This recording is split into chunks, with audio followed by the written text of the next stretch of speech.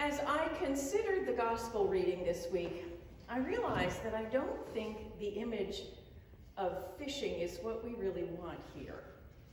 Think about it. Do any of the fish want to be caught? And what happens to them if they are? There's either a painful hook through your lip or you're caught in a net. Too many bad connotations there. And then, of course, you end up dead in a casserole or a sandwich. Perhaps we need a new metaphor.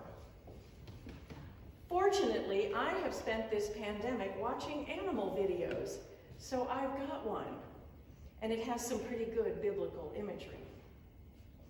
Some fishermen were out on their boat in Halibut Bay, Alaska, and saw the tall fin of an orca sticking out of the water. Not an unusual sight there. But about halfway between the boat and the whale was an otter, frantically swimming for his life. It made it to the boat and around to the stern, and by the outboard motors scrambled up out of the water. It hid as the orca circled over and over again. The boat became sanctuary. At one point, the otter looked around and realized there were people on the boat. His reaction was to dive off the side, but very quickly he came back because the boat offered him a chance to see his family again, even with those scary people on it. Now, in the Bible, the deep is always a place of darkness, filled with monsters, peril, and almost certain death. The deep is where fearful things reside, whether they are actual threats to our physical safety or unresolved emotional and spiritual wounds, be they personal or societal. And then there is the boat. Have you noticed that our beautiful church's ceiling is the shape of an inverted boat? And did you know that this church was built by shipbuilders? The boat, the church, is sanctuary, a place of rescue, restoration, and new life. The otter was not caught in a net or reeled in. It chose sanctuary. Now, as all metaphors do, this one breaks down because the otter did not stay and become a part of the crew.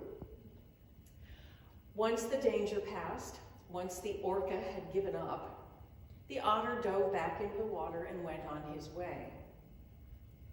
For us to take this metaphor and work with it, we have to imagine what someone seeking sanctuary might find that would make them want to stay. Think about what is scary out in the world. Isolation, rejection, uncertainty, meanness, and lots of other things. A place of sanctuary that also offered welcome, acceptance, nourishment, community, and hope does seem to be what the world needs.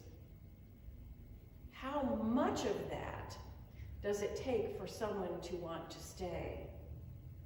And how will they know that it is here? That's our challenge. The church is too often experienced like the otter when he saw the guys on the boat. He was almost as uncomfortable being with them as with the orca. He probably wondered what they would do to him, what they would tell him to believe, do, or give. However, he did learn that they provided hospitality when he needed it. We experience that a lot here. I can't tell you how often people who have come to the funeral of a friend or a loved one will remark on how good it felt to be here, that they found welcome and beauty, and that maybe they might just come back. And that even happens sometimes. I always ask myself, what would make more of them want to come back? What would overcome their resistance? Lurking within the waters of pandemic isolation is a looming danger.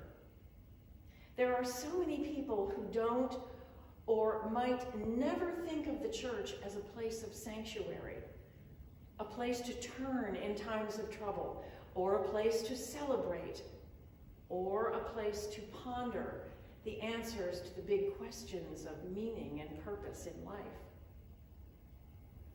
When Jesus called those fishermen out of their boats, I believe that he was inviting them to live and tell such a story of a community of hope and belovedness that people would respond and say, I want to be a part of that. Sailing around hoping for desperate otters to climb on board is probably not what Jesus had in mind, although we should welcome any that do. We have been invited to understand what is missing for so many people, what they truly need. When this pandemic has run its course, we will have our own church habits to rekindle, and we will be faced with the same surrounding deep waters and a population in need of love and healing. Jesus' call to follow him is the same now as it was 2,000 years ago. The kingdom of heaven is still just out of sight. We have our boat, all made shiny new. Let us plot our course to the kingdom of light and love and bring as many with us as possible.